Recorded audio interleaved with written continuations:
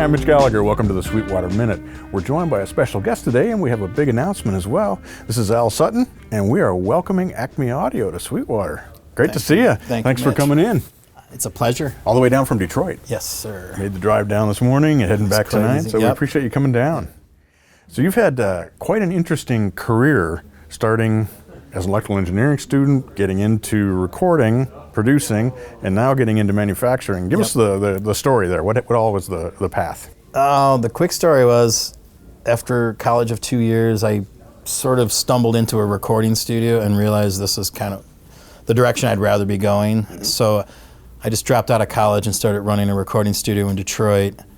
And from there, you know, I always played a little bit in bands, but it was just sort of a side thing against the recording aspect.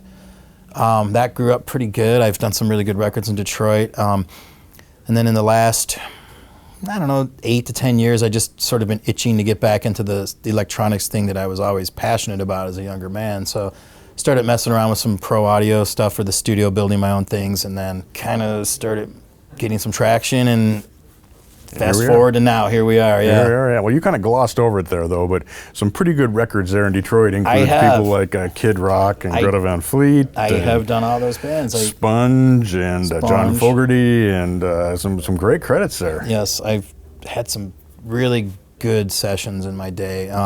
It goes even deeper than that. If you like in Detroit in the 90s, it was a lot of independent rock stuff.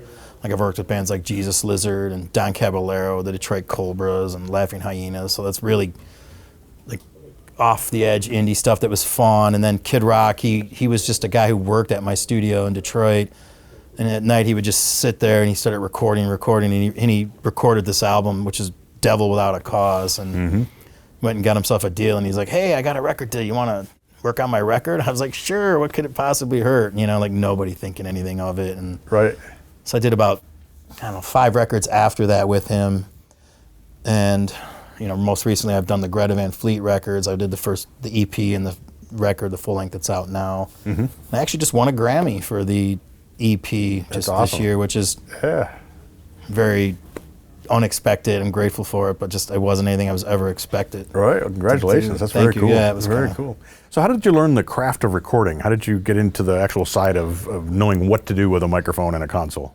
A lot of reading, before internet, and then I would just try to like glom on to all the old time guys that were like ex-Motown engineers, and anytime I could go work with a band that was going to, say, work with a producer in LA that might have got a record deal, even if I wasn't involved in it, I would just be like, "I'll come and guitar tech for you," and just so I can be in the studio to see what, how the other people make records, and just silently not get in the way and try to learn from that. I met a lot of interesting people that way. Alan Sides was one of the first guys I've ever met. Sure.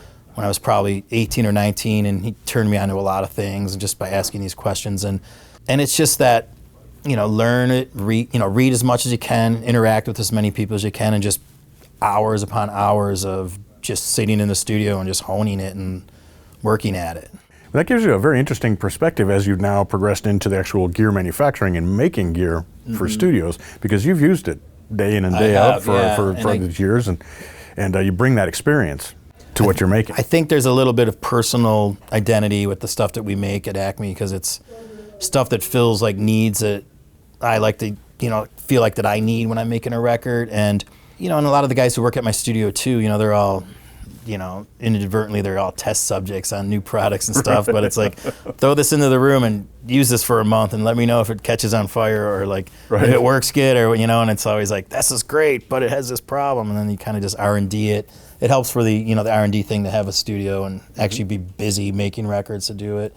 So, but I, it's a lot of it is stuff that's Detroit centric, things that are designed by people from my city that made great things in the past, and Motown's obviously a big influence on everybody in Detroit that's in music. It's just, it's in all of our DNA. If you're a music guy, you just can't get around it, and so the engineering that went on at that studio, like in the recording sense and in the electrical sense, is just, it was top notch. So they're kind of the, the people we looked up to. Sure. And there's not many of them left, unfortunately. So how did you the Preamplifier, which I want to go through in more detail, also the DI are labeled Motown, and you said that you based those off of the schematics for the original input channels that they used at Motown. Yes. Tell us that story.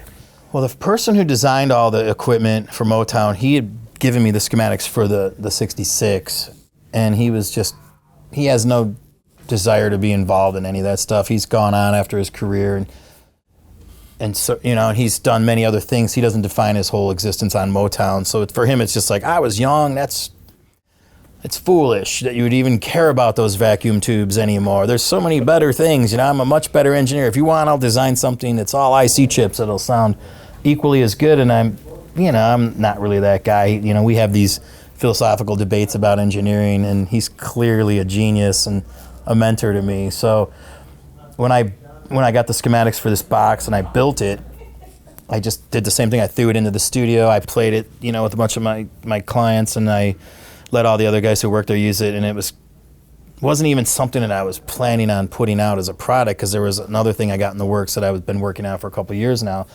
And everybody was just so like, you have to make this. You have to make this thing is amazing. So I built like 5 or 6 prototype units, and I sent them off to some producer friends that I have, like in Nashville and other states, you know, and I shot them out there, and they wouldn't give them back. They're like, how much money do you need for this thing? Because it ain't coming back. So I'm like, damn, I think we got to make this thing now. So we ended up stopping everything and kind of focusing in on that and building it. Right. So was that your first product? No, the first product actually that we built was the Opticom XLA3, which is a 2U all-tube optical compressor. Okay. And then from there, we went to the passive DI box, and then the 500 series Opticom. Okay. I see. And this is our 4th product. Okay. So one of the interesting things about this is that there's no phantom power on this true. preamp. And as you say on your website, and in looking at it, that's a good thing, right? Because you're getting that purity of approach, and it's designed to be used the way that it was used in the Motown days. Agreed. And I think if we want to do phantom on it in the future, we'd do like a rack mount version that maybe has a couple more features or something like that. But I just thought long and hard about it, and I just came to the conclusion that it just needs to be exactly like the way it was built in the original one. I mean, the preamp was a separate amplifier that sat at Motown that wasn't incorporated into the original 5-channel unit, but it was still one of their designs that they just had, you know, they had bunches of them that they would use for miking different instruments and stuff, and nothing ever got changed, you know, so it was all set and forget for them. So we incorporated that in there just to give it more effectivity, but it was, you know, they didn't have any phantom on that stuff back then. They didn't have any mics in the early days. Not until they went to California did they have mics that required phantom. So right, and they only had, I think, 8 or 10 microphones. Anyways, they did everything with, and nothing ever moved channels or switch preamps. It was all just set, and that was it. Right. And that makes it very efficient, doesn't it? It'd be nice to be able to have a studio like that, wouldn't it? We didn't have to patch it in every time. Right. But now this is not a straight wire with gain no, preamp idea. It is not. It's all vacuum tubes, so it's really not gonna be that. Just out of character, there's transformers in it, all the things that add, you know, color and nonlinearity. So you're not gonna. It's clean in its own way, but it's not going to be straight wire with gain. Right. That's right. And do you recommend this for all sorts of sources, or do you use this in particular applications? I mean, I use it as a bass DI first and foremost, and I keep a bunch in my studio. I like them on vocals. I actually used, when I did the last Greta Van Fleet record, there's these on bass all over the whole record, and I cut all the vocals to another one for mic in the micro section with a U67, and that was like my vocal chain and everything. So.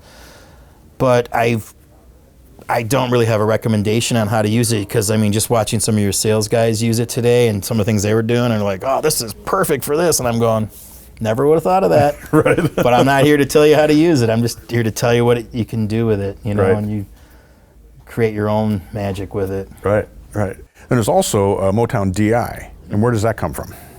That comes loosely from a bunch of funk brothers back in the day. They had these little passive direct box that one of the engineers would make for them, and I had done a session years ago with one of the guitar players from Motown. His name was Dennis Coffey, and he had this old DI box, and it sounded phenomenal. So he let me borrow it for a few weeks, and I was plugging it in on bass, and it was just this thing that I couldn't get my head around how great it sounded. So I started doing the research on, looking at the transformer and trying to figure out why this thing is better than anything you could buy off the shelf. And it all came down to this old transformer that was in there. So I went around and around trying to get other companies to manufacture the transformer to these specs, and nothing had the size or the weight or the color that the original transformer had. So I eventually figured out that I just need to go back to the manufacturer who made it and see if they would make it for me again, which they wouldn't, because they weren't making audio transformers.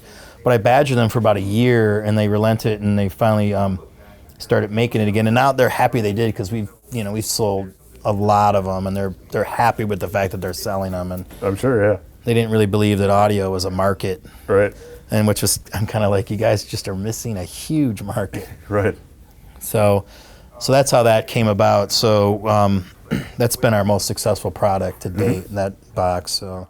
And I was interested to see that in addition to recreating vintage type products, you've also made the leap into 500 series with the compressor limiter, correct? Yep.